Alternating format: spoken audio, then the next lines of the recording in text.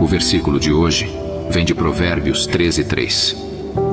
Cuidado com o que você fala. Quem guarda sua boca guarda a sua vida, mas quem fala demais acaba se arruinando. Muitas vezes, em momentos de raiva ou frustração, somos tentados a dizer coisas das quais nos arrependeremos mais tarde. Porém, quem aprende a refrear suas palavras preserva sua vida, evitando conflitos e danos irreparáveis.